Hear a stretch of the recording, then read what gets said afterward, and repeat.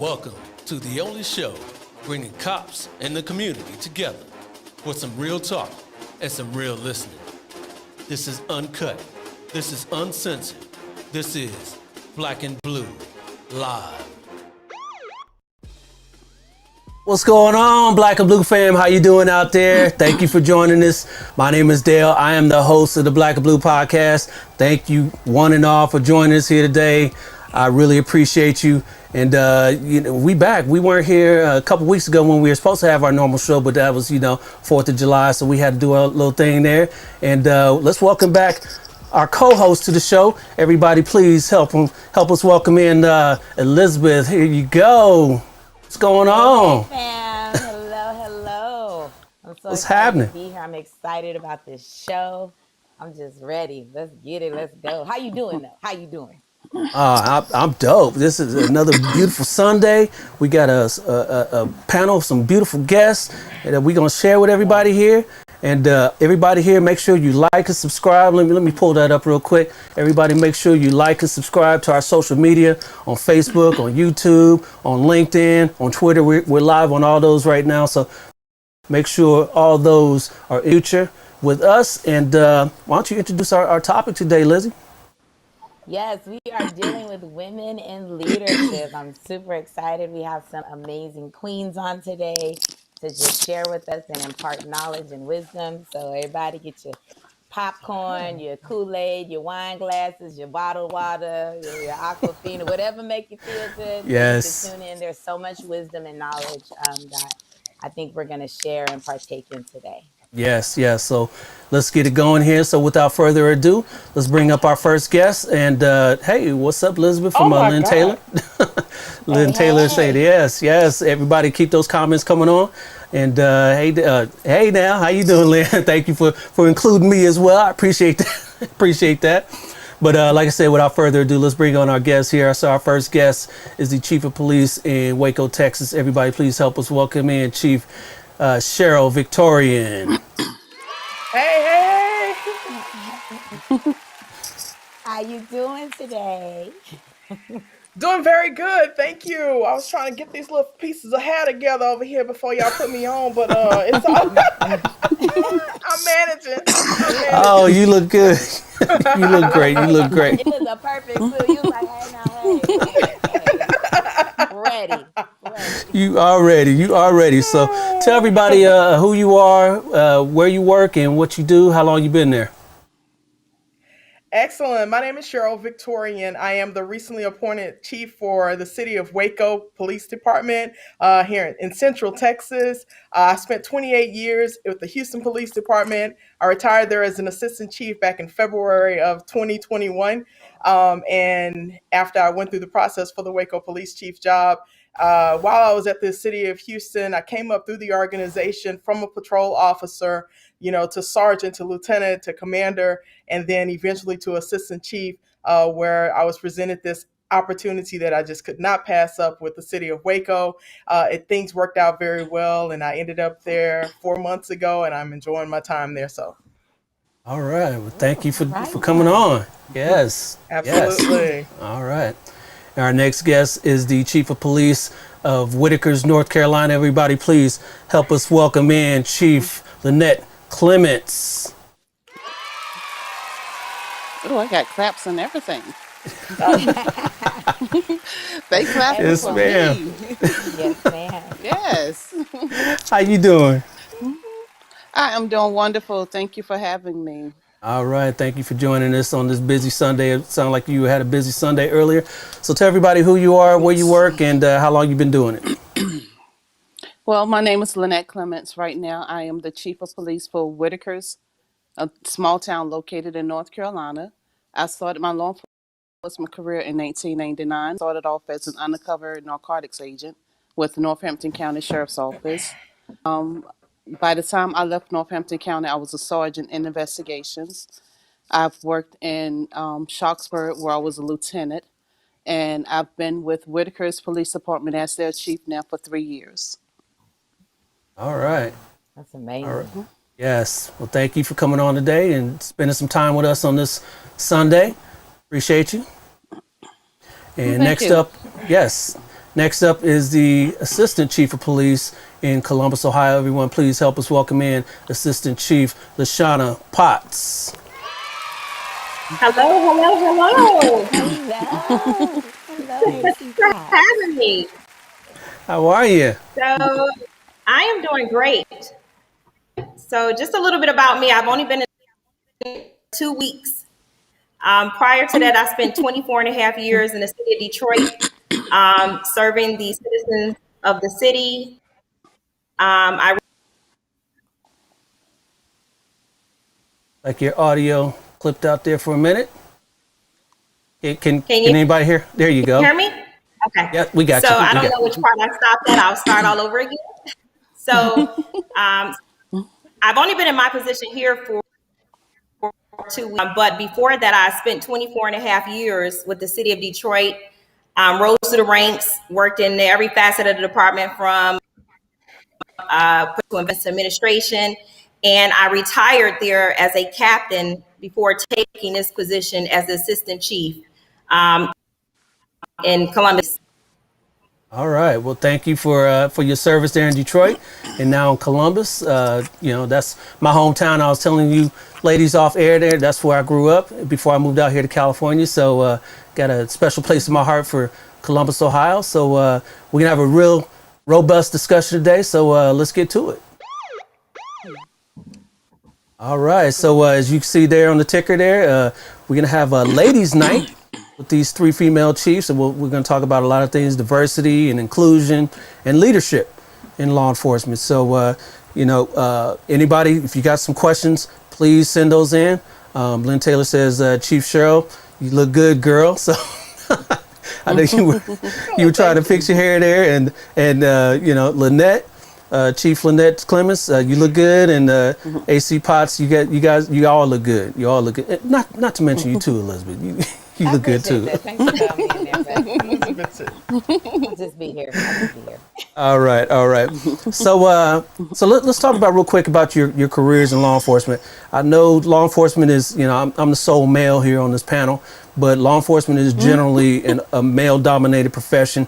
What was your experience coming up through the ranks from day one all the way up through your progression as a chief, being a female in this profession? We'll start with you, Chief Victorian. So when I first became a police officer, yeah, there were not many females, and I don't think much has changed since. We represent 12% of law enforcement agencies across this country. As police chiefs, our leaderships and in executive roles, we only make up 3% of that number of 18,000 police departments. When I first became a police officer, I realized that there were not a lot of us, right? And we had a few leaderships, female leaders in Houston when I became a police officer. So I did have something to aspire to. And I always knew that I wanted to be an assistant chief with the Houston Police Department. The highest female ranking African American female at that time was Lieutenant Dorothy Edwards, and she was pretty much my role model, and I knew that I could get there. She ended up becoming chief later in my career. I know that I have several people that paved the way for me to get, to where I am now. There were I was really not kept out of any roles or anything while at the police department. But I tell you what, every opportunity there was for a female to be involved, if I needed to check by on traffic, I made sure that I was being proactive and engaged and making sure that I was putting myself out there to learn as much as I could about being a police officer and, networking and learning about the divisions within our police department. Ended up going to major offenders. I was called to go to work undercover in major offenders and did that for about 11 years and was the only African American female in the major offenders division for those 11 years. And subsequently, after leaving, I left in 2006. We just got another African American female over there. Probably in 2019. Too many years have passed. I passed the torch. I wanted to make sure that there were African Americans represented when I left. There was an African American gentleman that was selected to go into that role. But we just got another African American female over there within the last couple of years. So representation is still low. But we have our work cut out for us. But it's been a great experience. I haven't had too many challenges as a female leader in our organization in Houston or in Waco thus far. Doesn't mean it's not coming. But I've had some great role models. All right. Thank you for all that. Chief Clements, why don't you tell us about your experience in this male-dominated profession in North Carolina? Well, I don't have any numbers like Chief Victorian have, but I'm gonna give you what I do have. When I started, being as though I came out and went directly undercover, when I came into law enforcement, being a female narcotics agent was very limited. Most of back then they did not have females. So by the time I came out and started in that position, I was like prime steak because they needed that female to be able to go into the communities to be a narc, to be an undercover drug agent.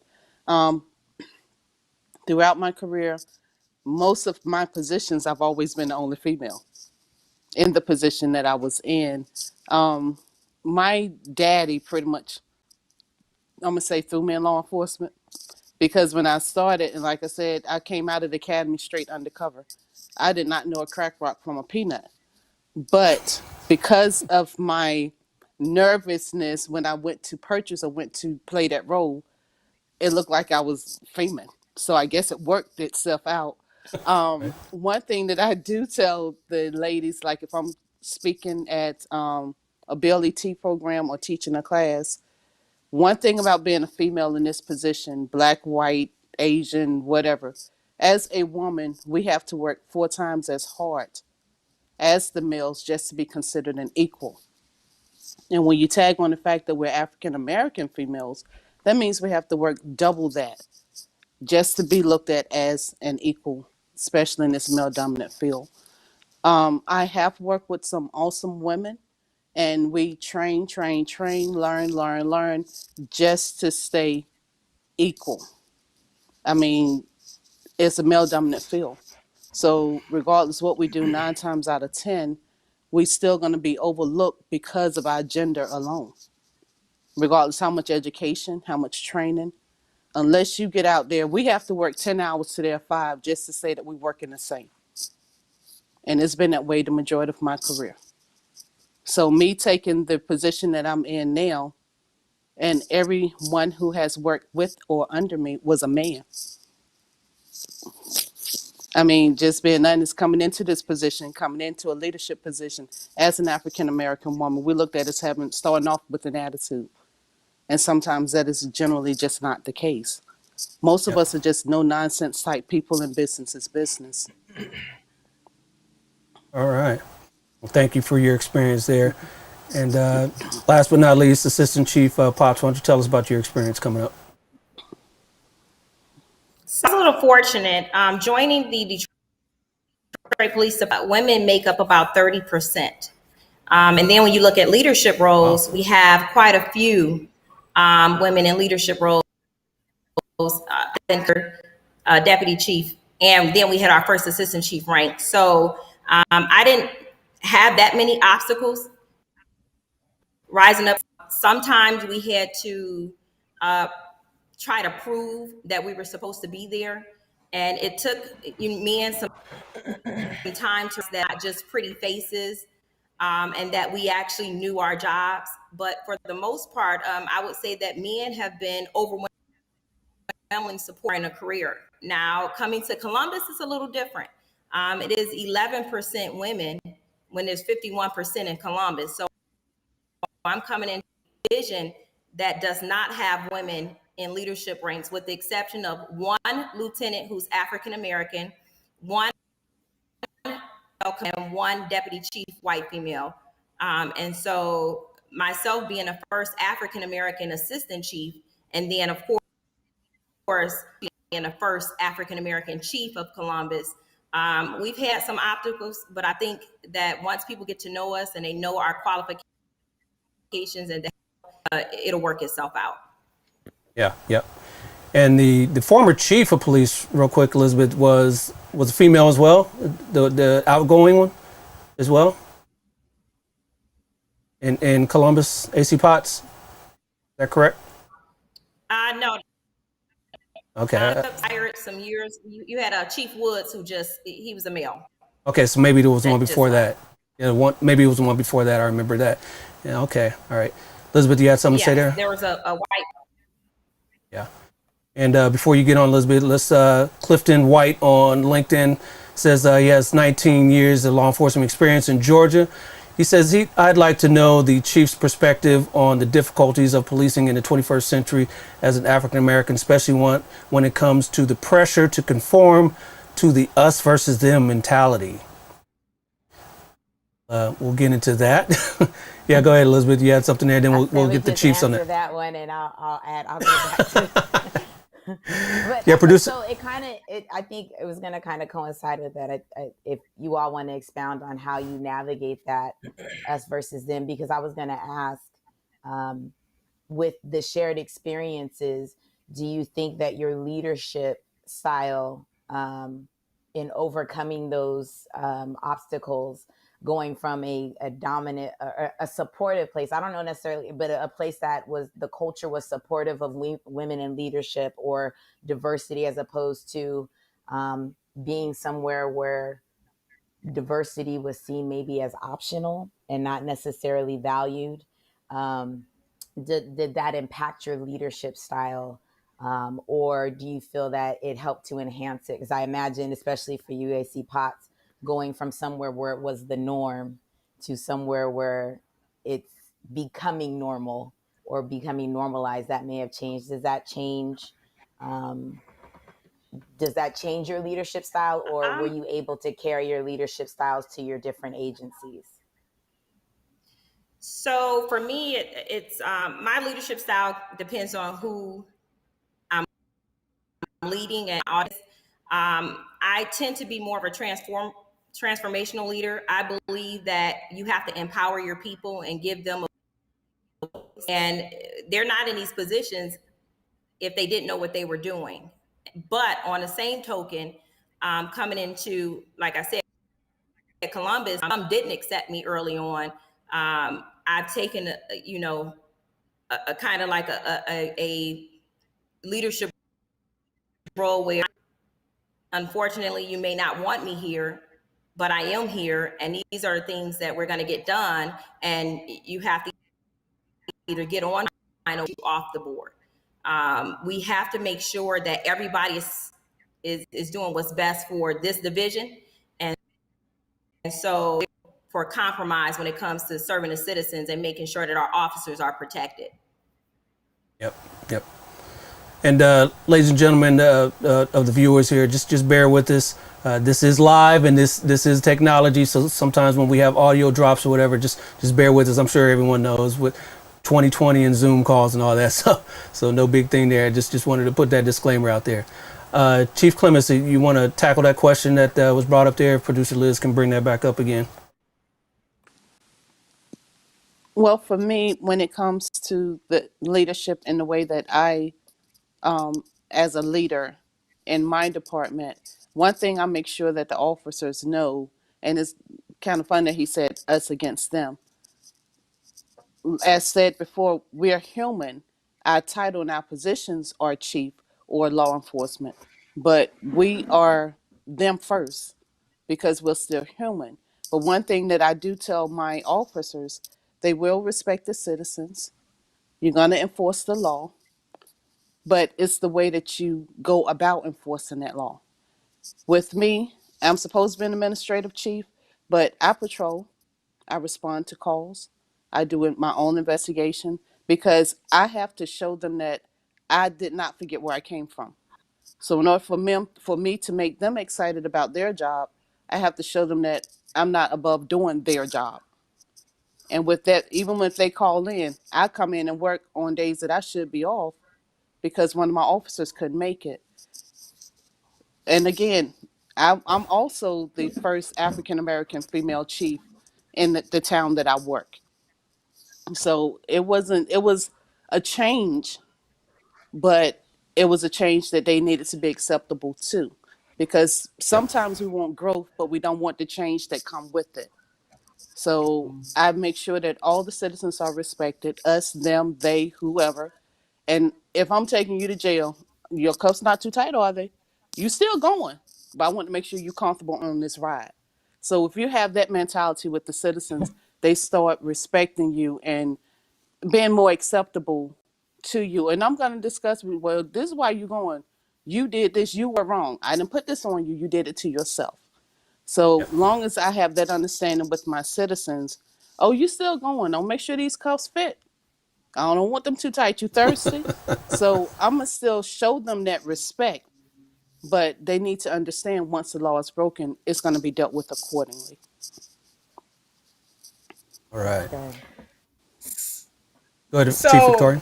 from my perspective, I think that this is a very good question because we are an us and we are a them. As African Americans in this profession, we are us's and we are them's. Yeah. And just like these ladies coming from Houston, yes, I had all of that support and we were represented well. When I came to Waco, I too was the first African American, the first female, the first African American, and the first female chief in the city of Waco. The department is 77% white. The city is 40% white, 30% Hispanic, 22% uh, African American. And so we're not really representative of our city.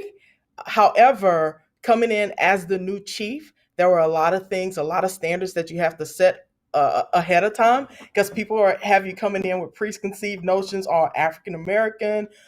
Is she gonna be just for the African Americans or she Yeah. no? So I had to come in showing them that I'm a police officer's chief and an African American. Yes, when I come to work every day, I am going to be the chief. I'm going to be the one with the 4 stars. But two, when I go home in the evening, I'm always going to be black, and I'm going to still be an African American.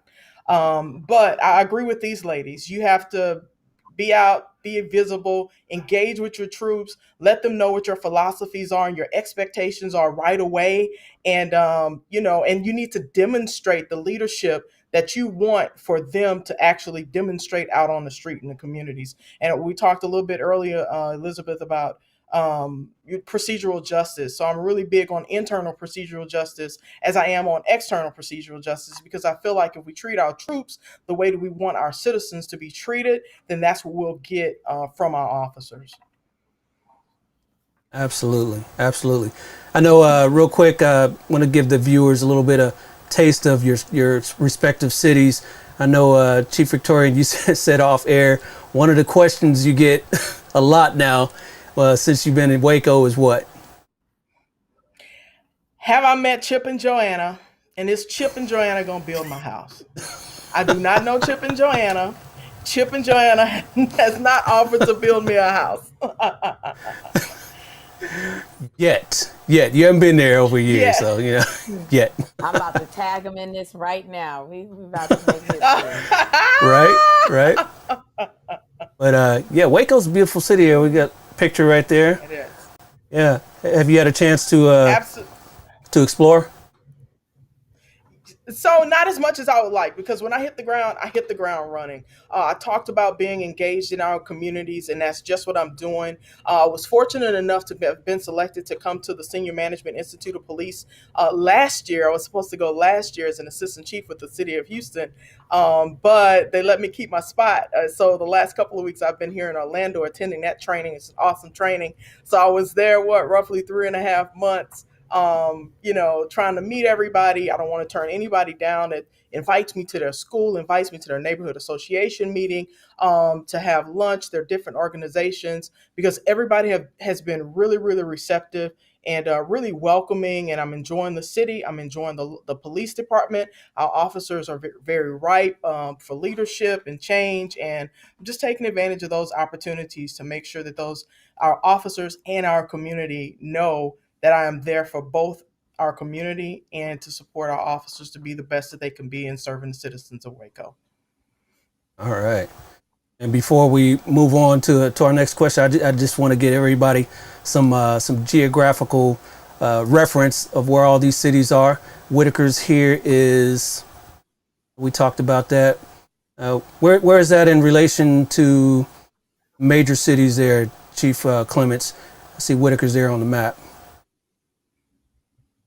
once again, if you're familiar with Rocky Mount, Whitaker's is All about 30 right. You minutes want to outside of podcast? Rocky Mount.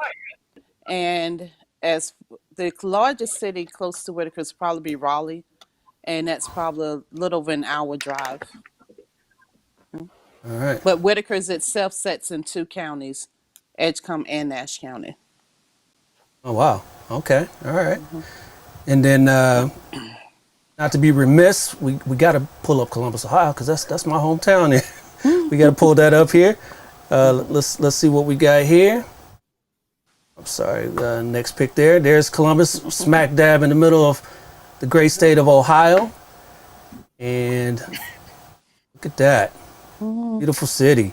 Have you had a chance to Beautiful, explore? beautiful city. Yeah, have you had a chance to explore AC Potts? So I absolutely have. I started exploring when Chief Brian joined the process. So I snuck into Columbus here and there to, I was anonymous then, to kind of see if Columbus was for us. And I fell in love with the city before she even got the job and before I was even offered the job. So absolutely, it's a beautiful city. It's the first city with close to 900,000 residents. So it's Yep. growing expeditiously. And with that comes its own challenges. Beautiful city, and I'm happy to be here. Absolutely. All right. Thank you. Thank you. Love that. Love that. And our next question here, I want to first pose it to the audience and then pose it to the Chiefs here. Here for the audience, who are some of your leadership mentors or role models? Answer that question in the comments and we'll get those up. And then we can have the Chiefs answer that question. We'll start with you, Chief Victorian. Who are some of your leadership role models and mentors? So one of my very first leadership role models I mentioned earlier was Lieutenant Dorothy Edwards, who later promoted to assistant chief with the city of Houston. And we've had a couple of other females since then. Well, one other female besides me to promote to assistant chief in Houston. But what I thought was really amazing, and I'm not sure if you guys are familiar with the former president of Noble, Vera Bumpers. But when I promoted to assistant chief, I had no idea who she was. And she reached out to me on social media. We had a conversation and went to lunch, and she was like, "Hey, I'm here for you. I'm in Houston. If you need me, if there's something that we can do to support you as an assistant chief here, I'm here for you." And I just thought that was absolutely amazing. So she is definitely one of my favorite mentors and role models as a police chief with the Metro Police Department in Houston. All right. And she's with the Metro. Is that what you said, Chief Yes, Bumpers? she's with Metro. Okay. Yes, All Chief right. Vera Bumpers with Metro. All right. All right. What about you, Chief Clements? Any leadership role models or mentors you can mention? Well, of course, with me, and the thing about it now that I'm looking at the other two chiefs, my town is so small compared to where they're at. But as far as role models and people, my dad was like my biggest hero when it came to law enforcement for me. Brenda Branch, she's the chief district judge for Halifax, Bertie, Northampton, Hereford counties. The sheriff, the one that actually first gave me my start, Walter Vincent. And like I said, it's just so many that I've had to call on and that corrected me so often when I was wrong. Because sometimes we'll let people make mistakes and kind of sweep it under the rug so they don't. But they have corrected me so much in my career to let me know, no, this is not acceptable. No, we're not going to do this. And I appreciate them for that. Oh, and Senator Toby Finch. Yes. Okay. Good talks. Good talks with the senator. Huh? All right. Love that. Love that. AC Potts.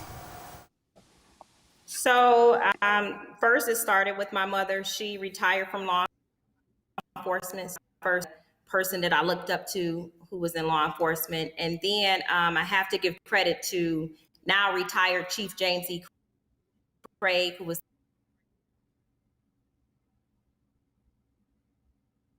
I think we cut out there, AC Potts.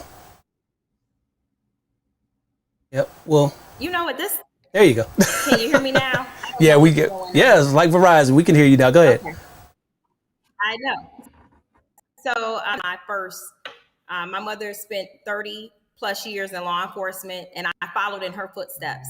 And then when I got to the police department, there were a bunch of women that just wrapped their arms around me. I can remember my first sergeant, Sergeant Chapman, who I was 19 when I joined the ranks, and she kind of was that motherly, stern person that made sure I stayed out of trouble. And then as I moved on, I rank who kept telling me, I see something in you. And even when I didn't believe it myself, they just continued to grow with me. And Jake, who now retired from Detroit, who was the reason for my elevation before he left. And so I just had mentors and angels around me in my 24 plus year career. Yeah, I interviewed Chief Craig on the podcast. He's a great guy. Great guy. Love that talk with him. He Yep. No, absolutely is. no nonsense. That's for sure. Yeah. No nonsense. Go ahead, Elizabeth. You had the next question there. Do you all mentor other women coming up in law enforcement, or when you're approached, do you have any advice for women who are looking for mentors? And I love the fact that Chief Clements, you talked about having even mentors outside of the realm of law enforcement and those influences. But what suggestions would you give for those looking for a mentor? And also, do you have any mentees now? And what are those things that you work to establish with them, or what are the things that I guess as a mentor that you look to impart? And we can start with AC Potts, and then or Chief Clements, and then Chief Victorian. So I don't have any in Columbus as of yet. In the city of Detroit, who call me actually as of today, still call for advice and how to kind of navigate along. Anybody who's looking for a mentor, I would say look at that whole person. Don't just look at what you think a mentor should be. This person should have ethics, have moral compass. They should be compassionate and empathetic, and let their actions speak to who they are. Because sometimes everything that's glossy, so you want to make sure that you're following someone who is holding true to the ethics of law enforcement, and that would be what my advice to them. Yes, yes. Okay. With me, I do have a couple of officers. They are officers now that I mentor. One of them I actually hired to work with me because I needed to make sure that she received the proper training and that she gets where she needs to be and not be held back because of whatever reasons. Outside of law enforcement, I speak to different kids, even at my church. I mentor some of the kids there, the young ladies, I'm not gonna call them kids. But with me, when it comes to law enforcement, like I spoke on before, as a woman, I make sure they understand you have to be extremely careful in the way that you speak to men, the way that you present yourself in front of men, because you don't want them to get the wrong impression of you. Not only that, when you're working, be mindful that you still have to work 3, 4, 5 times as hard to keep up. Even though in your mind you think you're doing better or you're doing more, but it's still looked at as an equal. Work hard for what you want and don't try to get it the easy way.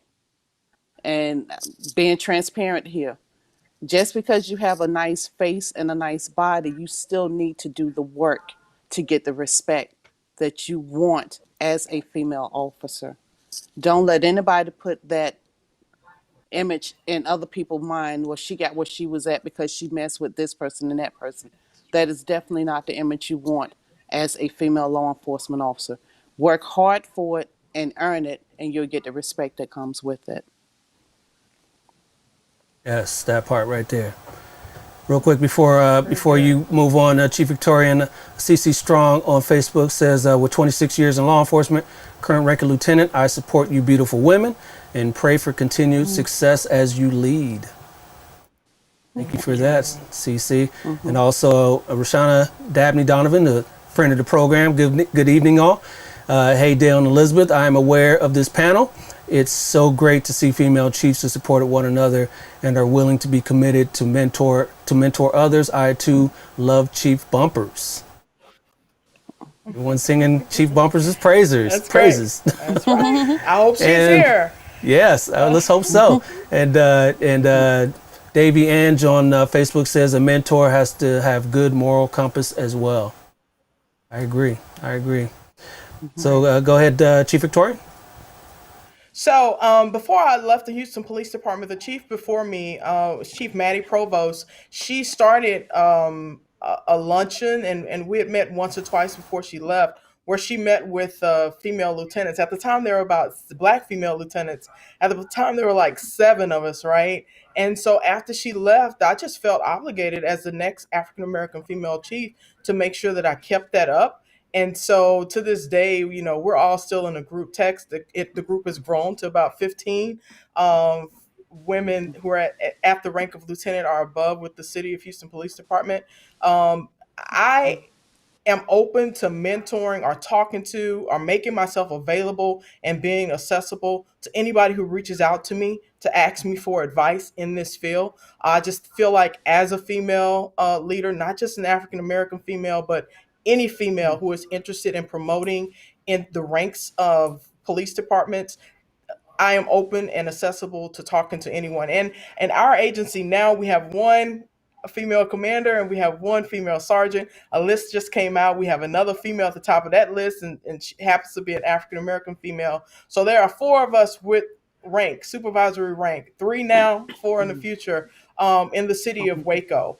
But and I love what Assistant Chief Potts said about people seeing something in her and being able to encourage her to move forward, because as leaders, that's something that we need to do, because sometimes our officers don't see it in themselves, but we know that they have that potential to be able to move forward. And as leaders, that we need to make sure that we are boosting them and making sure they're getting the trainings that they need. And that's one thing that I would encourage ladies to do. There were so many classes and opportunities and professional development opportunities that I knew nothing about coming up through the ranks, but everybody else did. And it wasn't until I started promoting and started learning about assessment center opportunities or training opportunities that, further developed me as a leader in this field. So that's one thing that I like to send out to the ladies, all the opportunities to help them grow and develop, so that we can, like Chief Clemens said, we have to work harder, and we have to have more in order to be respected. And so I like equipping ladies with those different opportunities.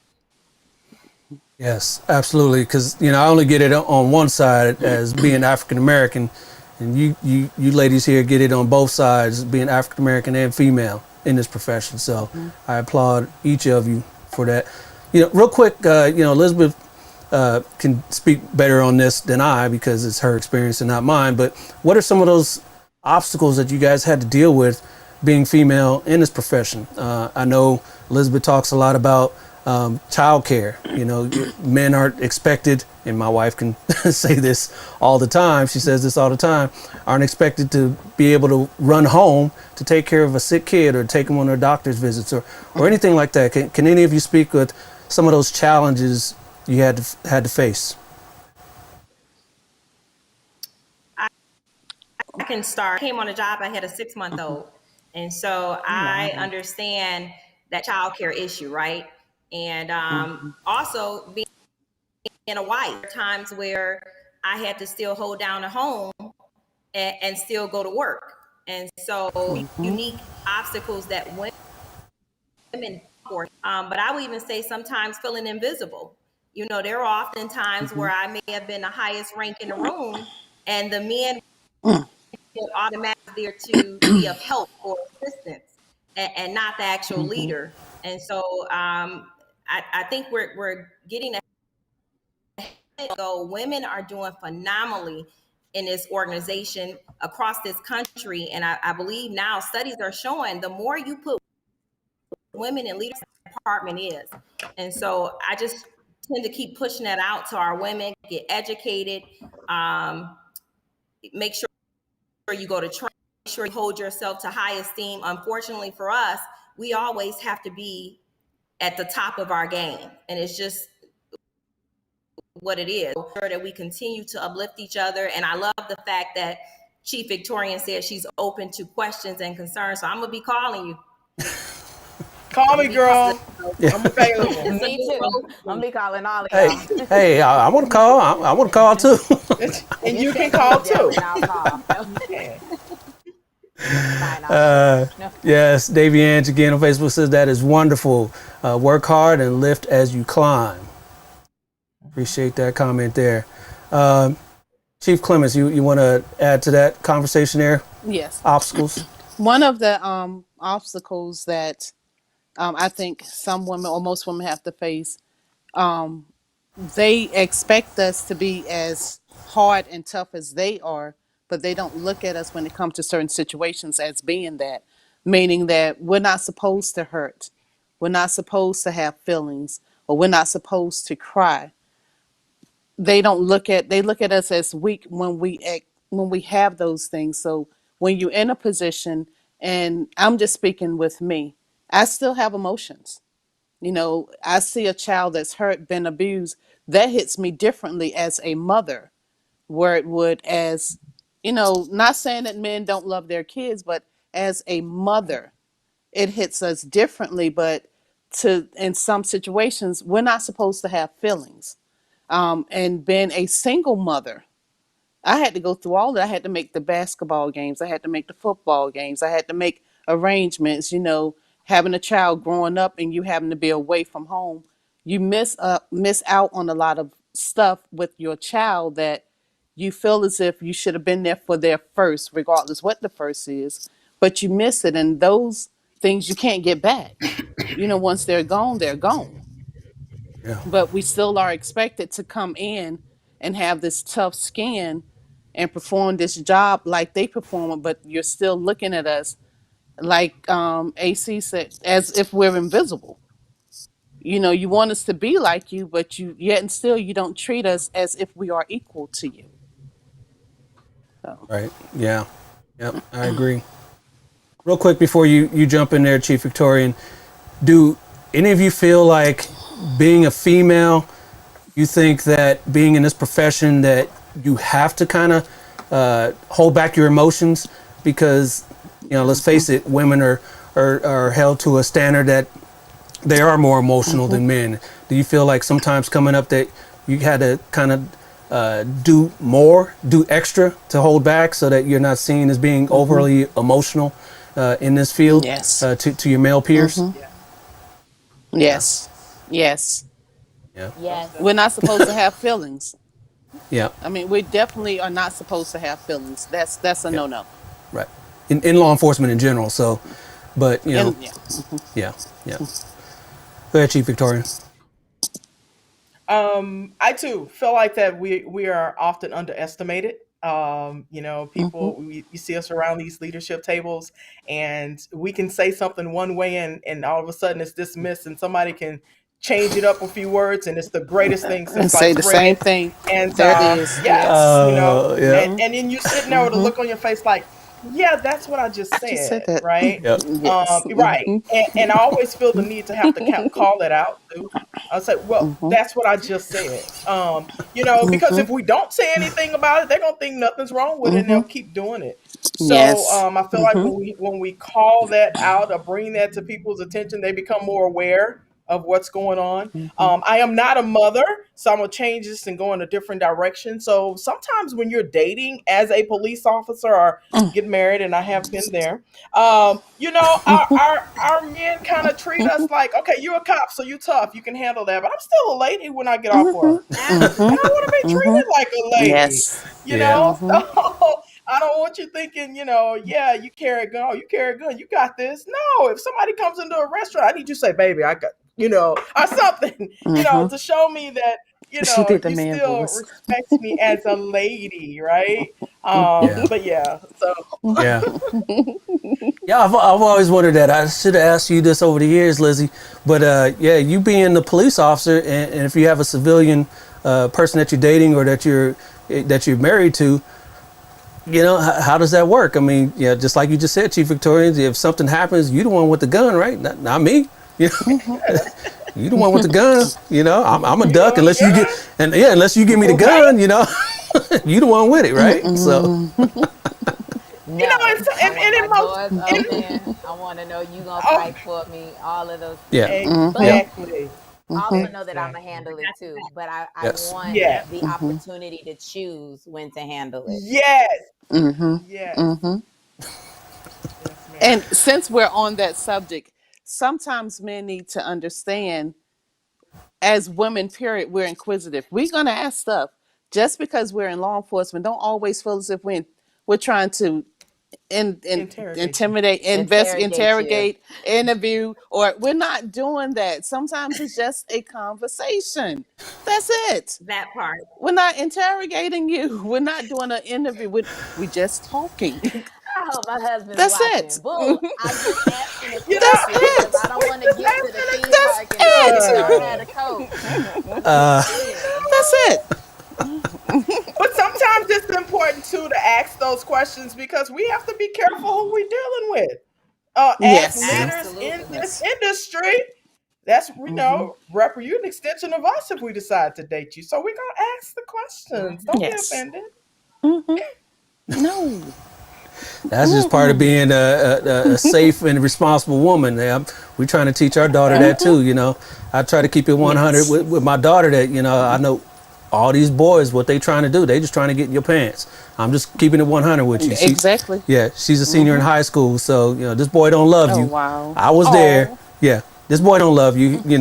He don't know what love is yet. So Mm-mm. let me keep it real with Mm-mm. you. Let me keep it real Listen, with she you. in love. Mm-mm. You're gonna have somebody else pop in. This is where Auntie Liz need to come in and have that conversation. Rashana on Facebook says, this is refreshing. Have either of you experienced difficulties with other female leaders higher ranked than you within the profession? If so, how have you handled that? Buddy, jump in there. Absolutely. Okay, Let me go get ahead, my AC pen. Potts. Hold on. I'm taking notes this whole conversation. So So, absolutely. Um, I've had that experience, and I handled it with grace. That issue was not an issue, that was that person's issue. And so Mm-hmm. I just continued to do my job the best of my ability. And that person had to see me for me. Unfortunately, women can be extremely sometimes catty to other women in law enforcement. Some try to believe that it's a dog eat dog world, and I've never subscribed to that mantra. For me, if women win, I win. And so I'm all about That's right. uplifting and trying to elevate each other. Yep, agree with that. I agree with That's that. correct. Everybody wanted to jump in there. Go ahead, Chief Victorian. can I ask a question Oh, no, too go with ahead, go ahead. that? With that, because I understand the grace and things like that. Do you all think that sometimes the culture of law enforcement often tries to pit women against each other? And if so, what are the things that you suggest for other women in law enforcement to do to navigate that and to address that so that I guess we can create our own culture of support? Because I think that there's that other dynamic of, for me with my coworkers, I'm letting them know if they eat me for dinner, they eating you when you not there at the table. So in other words, like, we've got to begin to build relationship outside of negativity, because if anybody's talking about somebody else, they're free to do it with anyone, but especially with law enforcement. So what do you suggest though in those conversations or in that culture as women? What would be the best way to navigate those areas so that we can build a support? Because clearly it's the support that has really helped you all really build and reach your full purpose and potential, and then to see you all pass that on. What do you suggest when we're navigating, especially when we're not a prominent um, representation in our agencies? one of the things I think that we need to get away from is this idea of scarcity, that there's not enough room at the top for all of us. When if you're looking at law enforcement right now, things are changing and we are changing with it, and this is an opportunity for us, especially during the current climate as females, to get out there and lead and build bridges and make connections. So it's going to be important that in our agencies, and I don't care, you don't have to have a gold badge to be a leader. We have a lot of informal Absolutely. leaders in our police departments that can gather around and talk and start supporting one another as women.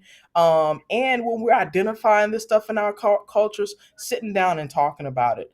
I hate the idea of somebody, I'm not going to support this person because they're trying to take my job. Where your job is not the only job. There are jobs across this city, across this country, for all of us, and we just need to be there to support one another, making sure that we are represented well where in whatever department, agency, or position that we're in.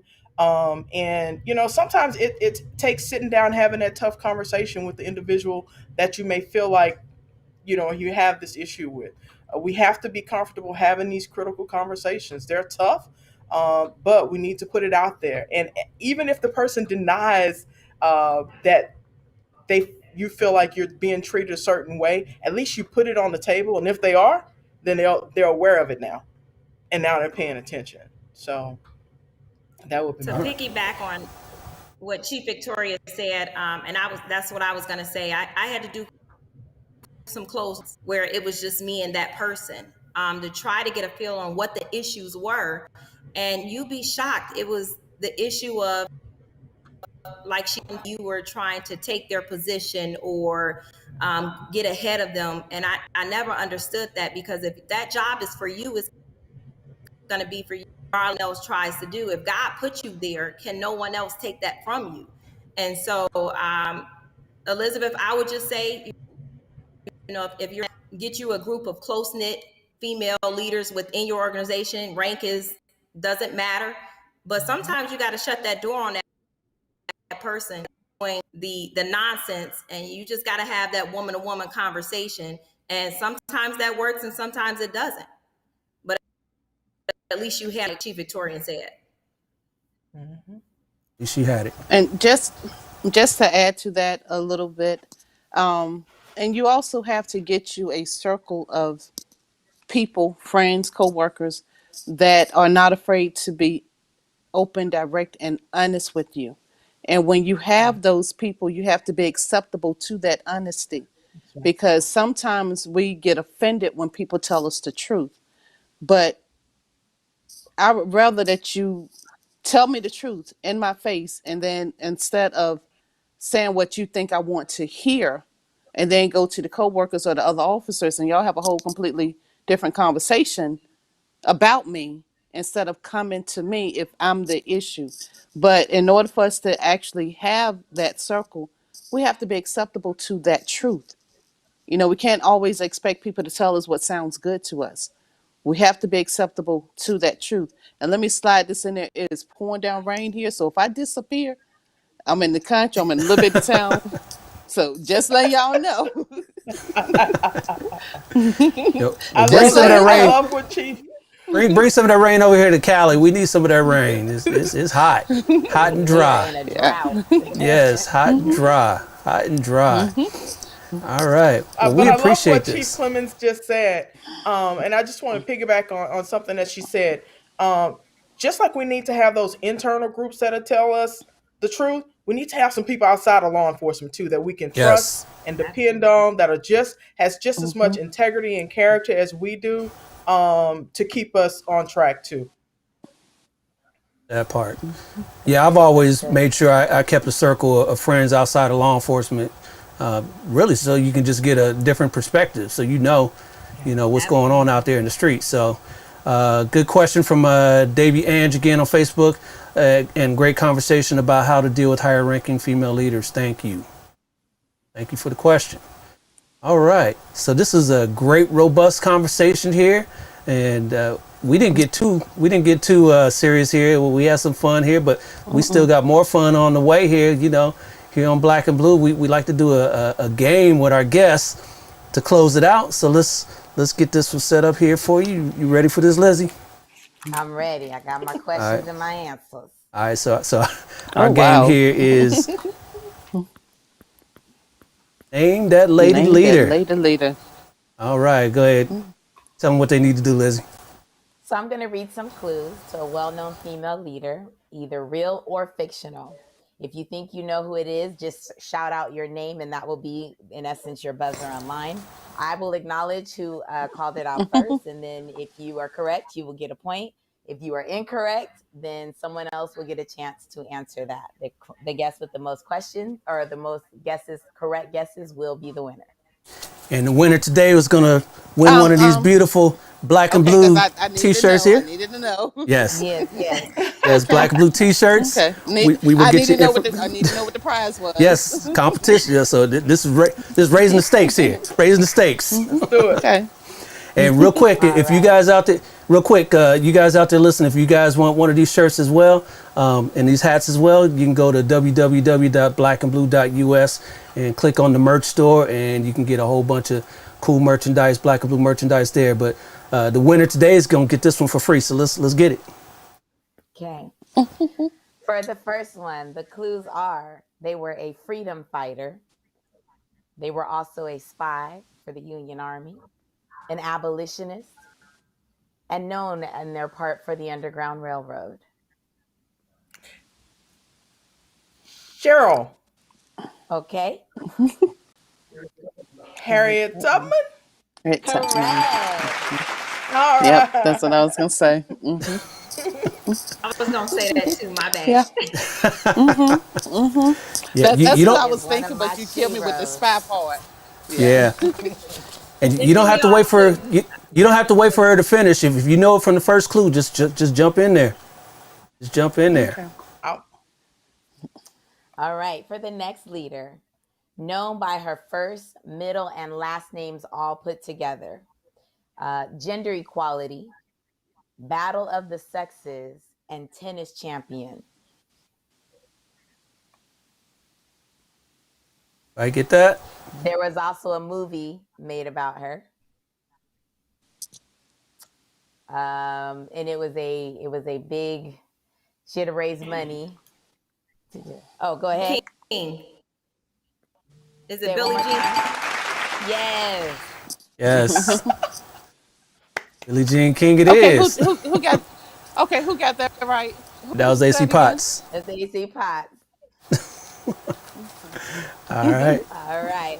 For the next one, a communications officer, famous in the 1960s, was also the first interracial kiss on television, and a famous quote from the show, Space, the Final Frontier.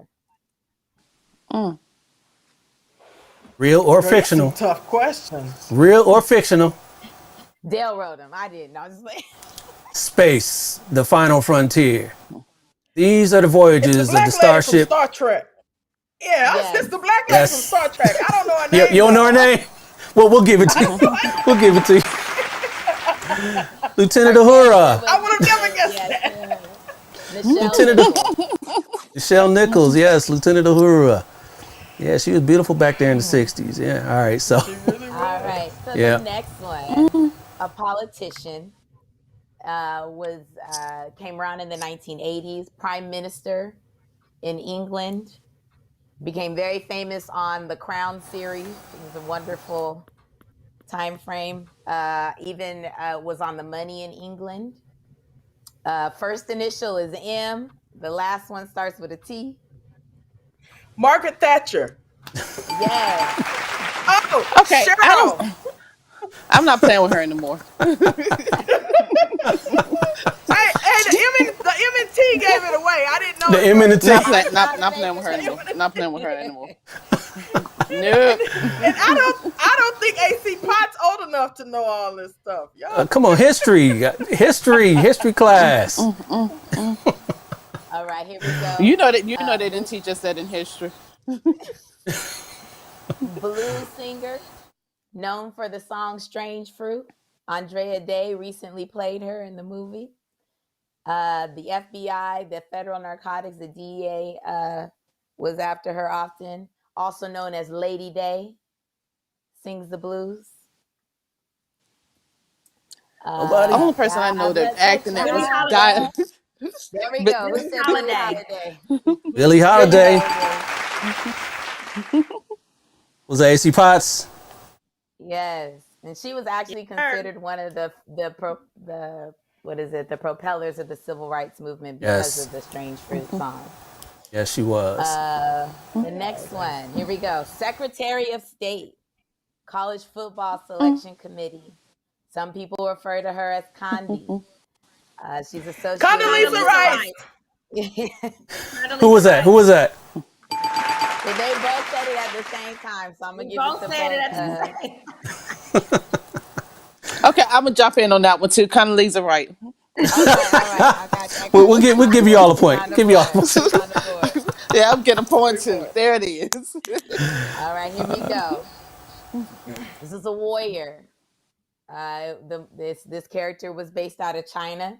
She had a dragon sidekick. It was also a Disney character, Disney warrior. Mulan. Yes. Yeah. Mulan. Yeah, Chief Victorian killing it. Because I'm like, That was I mean, Come on, y'all had kids. Chief Victorian didn't have kids, and she knew that one. Oh, And but was I she? haven't even watched Mulan.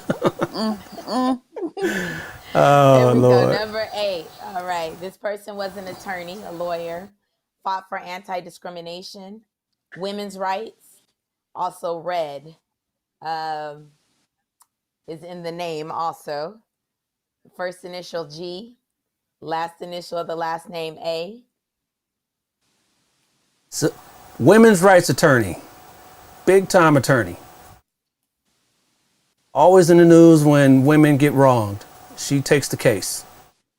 Nobody know that one? Most people know. Gloria Allred. Oh yeah, I wouldn't have Gloria got that. Albright. Okay. Yeah, Nobody got a point on I that wouldn't one. have got that right there. The next one is a pioneer, still missing, transatlantic, an aviator. Yeah, starts with the A, ends with the E. Yeah, Pot said it. Earhart. Billy Earhart. Yeah, Amelia Earhart. I started flying. You knew what she did, but That's good. Yeah, a name wasn't coming to me quick enough. yeah.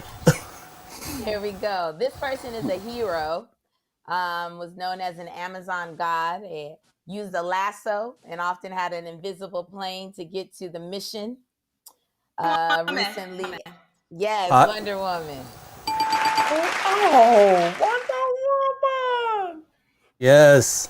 Tied up now 5-5 to Chief Victorian's and AC Potts, and then at least Chief Clements, you on the board with one. But come on, you can make it up. We got like 4 or 5 more left. You can make it up.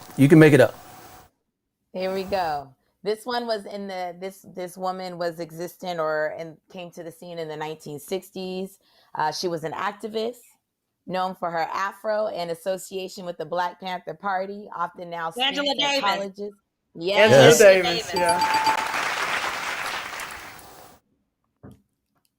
Wonderful. There goes that. All right. There goes that fro. There goes that fro. Next one. This woman was an artist, did realistic and unapologetic self-portraits, was out of Mexico, known for her unibrow.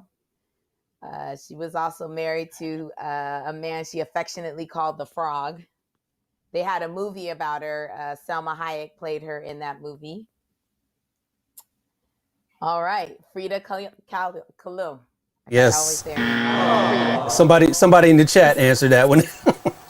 There's And Frida. somebody gave me a picture of her when I got to Waco. An artist gave me I just couldn't think of her name. Yeah. Yep. Okay. Nobody got that All one. right, the next Sorry. one. Media Mongol, Harpo Productions. Oprah Winfrey.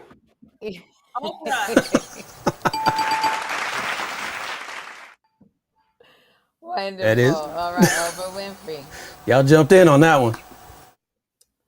All right, here we go. Led a rebellion, fought alongside her brother and against her father, wore an iconic two-bun style, recorded a plea for help onto a robot. May the force be with you. Princess Leia. Yes. Princess Leia. Yeah. All right, you took the lead on that one. I think we got a couple more. All right. Next one. A politician, Howard University alum, former California Attorney General. Vice President. Yes. Vice President Condoleezza Rice. No, not Condoleezza Rice. No, that's wrong. Sorry. Anybody else want to jump in there? Oh Clements, AC Potts. Anybody else want to jump in there? African American. First ever African American and Asian American vice president. Kamala Harris. That's mine. Yes. That was mine. I hate freeze for a second. The next I know. one, she is known as the Weather Girl. She changes atmosphere. She's a mutant, a hero. She was played by Halle Berry in a couple of movies. Storm. Yes. I wouldn't have got that. You never watched the X-Men? No. It's a great series. Yes. And I think this is the last one here. And the last one, this is a civil rights leader in Montgomery, refused to give up her seat on the bus. Was famous for that. Yes, Rosa Parks. Yeah, Rosa Parks. All right. AC Potts, I think she took it. Yeah.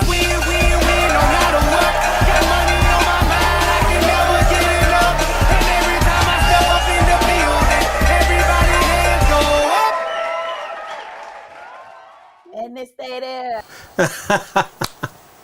All right. I'm glad you guys played that. Good sports on that. Did we lose Chief Clements there? Are you still there? Looks like she, I think the storm took her out. But I'm glad you guys had some fun with that and got it down to the wire there. And let's get a few more comments in here before we get you out of here. Tyrone Simmons on LinkedIn says, thank you all for your leadership. Appreciate you for tuning in there.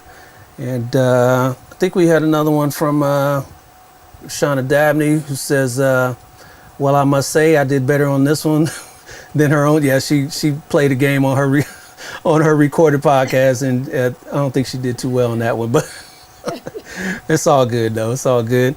And Lynn Taylor says, thank each of you for your service and getting into good trouble on our behalf. You're awesome women and you'll be in our prayers. Thank you for that, Lynn. Thank you, Ms. Taylor. And Cece Strong says, thank you for sharing. Thanks for sharing. Yes, we got a lot of good insight from you. So real quick, before we get you out of here, why don't you tell our viewers something that you want to leave them with on the way out here? We'll start with you, Chief Victorian. I'd just like to say, first of all, thank you for having me on the show tonight. And I would like to encourage anybody, male and female, if they know young female ladies that are interested in getting into this profession, please encourage them to do so. I know a lot of people are saying that these are challenging times in law enforcement, but this is a time of opportunity for us.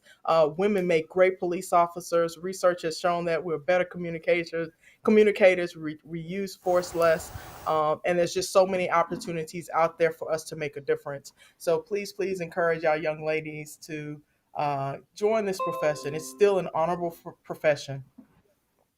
Yes, it is. And that was a question we skipped real quick. I was going to ask you, what do you guys think about women in law enforcement do better or more apt or more suited for the profession? Because nowadays we got a lot of use of forces and transparency issues, and women aren't ones that, you know, us men, we're terrible people. You know, a lot of us, we run straight into, force first, and women are more apt to talk about it first. So, yeah, we could touch on that as well.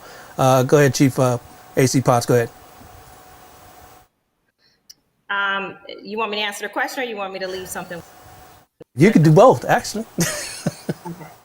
So to answer the question, I absolutely believe that women bring something uniquely different to law enforcement. We're natural when it comes to being mothers, nurturers, but we also know that we don't have the brawn that men have. So we have to be critical thinkers. And that's the reason why you don't see a lot of use of forces when it comes to women in law enforcement. But with the audience here, do not paint this profession with a broad stroke. Men and women who do this job daily without fanfare, who are boots to the ground, who are community oriented, who pay out, serve the community under anonymity, and you don't hear about that. And so if I had to leave them with something, get to know your police individually and collectively, and do not be guided by what you see in the media. There are some issues in law enforcement, but they are not the norm.